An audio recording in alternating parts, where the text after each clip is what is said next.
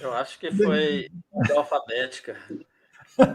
Pois é, nunca Pablo pensei. fica no final, não tem jeito, né? Bem-vindo, Wanderson. Obrigado pela sua Obrigado. presença. Naturalmente, agradecer o convite carinhoso, né, seu coração generoso e amigo com todos, e também a alegria de estar aqui junto com outros amigos que têm no próprio coração uma busca também no sentido científico, quando a gente fala desse aspecto que entendemos, dentro da evolução do movimento espírita brasileiro, foi necessário mesmo que os temas, né, do evangelho, se ampliassem para dar uma base mais segura nas outras áreas, como sendo a filosofia e a própria ciência. A ciência espírita. Eu sou Wanderson Leite Lacerda, de Juiz de Fora, trabalho numa casa centenária, ela completou 110 anos de fundação, agora no dia 12 de janeiro, último.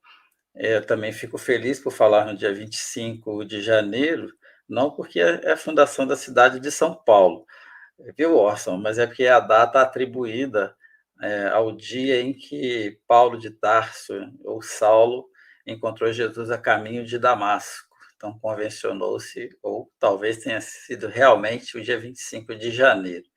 Então, é um motivo para nós estar fazendo esse encontro hoje, um motivo de alegria, né? Estar fazendo esse encontro hoje. E eu vi o trabalho da apresentação, eu confesso que fiquei muito feliz com a amplitude do trabalho. Ainda que, por um lado, quando a gente fala assim, ciência com toda essa amplitude, igual o que o Kleber falou, se fosse sobre mediunidade, já tinha 3.000 inscritos antes mesmo de marcar a data do congresso, né? Mas isso é da natureza humana. Eu, às vezes, converso com amigos aqui em Juiz de Fora, falo, mas como é que se entende o tríplice aspecto, né, da doutrina? Eu falo, a reencarnação é um grande exemplo para isso, né? Ela, enquanto ideia, ela é filosofia, enquanto aplicação e resultados é de natureza moral. Mas como que ela acontece? Aí é a ciência espírita que explica. Então, nós precisamos dos três para entender um fundamento. E eu vi que o Carlos Gomes, ele mencionou assim várias vezes uma coisa que é uma preocupação minha, um bom sentido da palavra preocupação, que é a ideia, que é uma ideia do século XX, que é a ideia de epistemologia, né, a formação do conhecimento. Porque Kardec ele definiu as bases do método, né, da maneira como se deve construir o conhecimento espírita. Ele que é um herdeiro da ciência do observador no século XIX, né, que é uma base, né, praticamente não mudou, isso foi sistematizado, foi aperfeiçoado, mas é um olhar, como o próprio Carlos mencionou, e eu pergunto se, ainda que não necessariamente tenha que colocar dentro desse nome de epistemologia, isso pode gerar confusões, concordo com o que os amigos aí falaram, a gente não tem que fazer uma idolatria da forma acadêmica, né, e ter que adotar as mesmas coisas, né? A ideia é apenas dar um formato. A gente olha, por exemplo, o prefácio que hoje tem na última tradução da codificação pela FEB, feita pelo Evandro Noleto Bezerra, lá no prefácio, né, a gente vai ver Kardec falando desse método, né, da primeira parte, colocando a doutrina, e a segunda parte de casos. Né? Então, você vê ali o cientista com muita simplicidade, humildade, como foi mencionado aí, né, colocando aí na codificação, situação essa que ela é apresentada na introdução do Livro dos Espíritos, ela aparece no Livro dos Médiuns, ela aparece no Céu e Inferno, aparece na Gênesis. Então, Kardec ele repete isso na escolha do objeto de estudo, né, do Espiritismo. Né? Então, eu pergunto se no CONICE vai haver um espaço para essa discussão, porque eu vi que nos objetivos específicos tem lá, né, o incentivo à iniciação científica, né, e também despertar da vocação em algumas pessoas. Então, se teria um espaço para a gente abrir um debate, vamos dizer assim, não seria uma coisa conclusiva, né, terminativa, mas um debate sobre o que é isso para o espiritismo, né? Essa ideia de epistemologia. Fica aí minha pergunta para vocês. E é interessante, Vlado, deixa eu começar, depois você termina, é que no início ele se chamava, né, Congresso de Iniciação Científica, né? Saiu dessa ideia mesmo para ter esse caráter educativo de como começar uma pesquisa, né? Por isso que estava se ensinando ainda a fazer. E aqui a gente, né, você falando, lembrando que esse congresso tem também uma proposta educativa. Primeiro o nome, né, como já foi citado aí, o que é um congresso? Né, para que o espírito entenda que congresso não é um conjunto de palestras. Né? E a forma de se fazer a pesquisa também, podemos já começar a deixar algumas aberturas, até mesmo para o confronto, para essa metodologia que já está aí há bastante tempo, para também auxiliar, né, de forma educativa, a ampliar a visão de pesquisa. Acho que uma pesquisa que entra muito na questão espírita é estudo de casos, né? Quantos casos nós temos dentro até mesmo um atendimento fraterno que pode virar uma pesquisa com um outro olhar que a pesquisa tradicional ainda não deu. Tá? Então, é bastante sugestivo, né, essa sua proposta, e estamos abertos a isso aí, a abrir discussões, que é o mais importante, né, a mesa redonda no final, e gerar esse conhecimento. Vlado. Então, Wanderson, são vários modelos de pesquisa que podem ser desenvolvidos, né, e gerar, portanto, essas discussões e esse amadurecimento. Né? Eu me lembrei aqui agora, em 2018, nós temos aqui em Santa Rita do Sapucaí, né, na verdade está parado por conta da pandemia ainda, mas a gente criou um projeto chamado Biblioteca Itinerante do Lema, né, que é o centro espírita que eu participo, que é uma biblioteca na praça, né, no qual a gente faz evangelho, a gente empresta livro, a gente discute, veste de palhaço para contar historinha para as crianças. Então, é um trabalho bastante interessante, né? Então, por exemplo, eu escrevi um artigo em 2018, se não me engano, no qual eu estudei esse caso da biblioteca, sistematizei todo o trabalho, né? Trouxe todas as nuances para construir e replicar esse trabalho.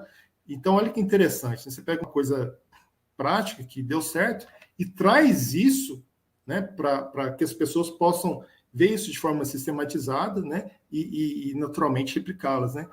E aí eu pergunto, né, quantos trabalhos bons nós não temos e que muitas vezes está na cabeça de uma pessoa, do seu coordenador, do seu criador, e isso não está em um material para que a gente possa consultar, né?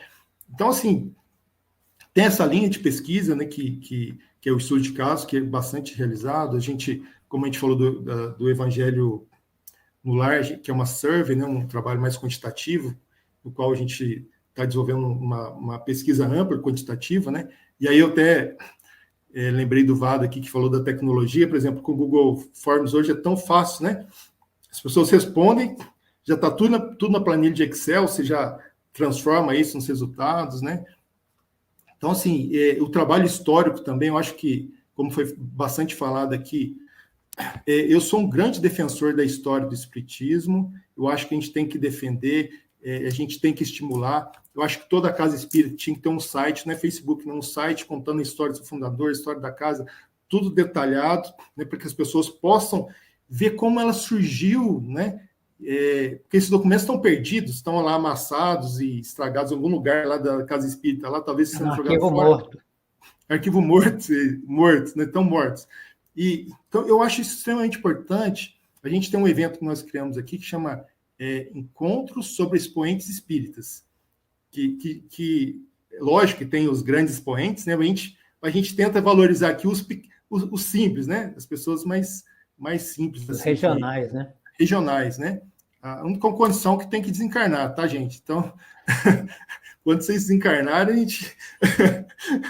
mas brincadeiras à parte, essa valorização da pesquisa é muito ampla. E como que é importante a gente sistematizar, né? Seja pela história, seja pelos casos, seja pelos relatos, seja incentivando uma criança fazendo uma resenha. Todo esse caldo, né, que a gente vai criando, e por isso, como foi bastante falado da amplitude aqui, né, a gente vai transformando o Centro Espírita numa universidade, não universidade de faculdade acadêmica, mas uma universidade no sentido de universo de conhecimentos, né, que o espiritismo é, né?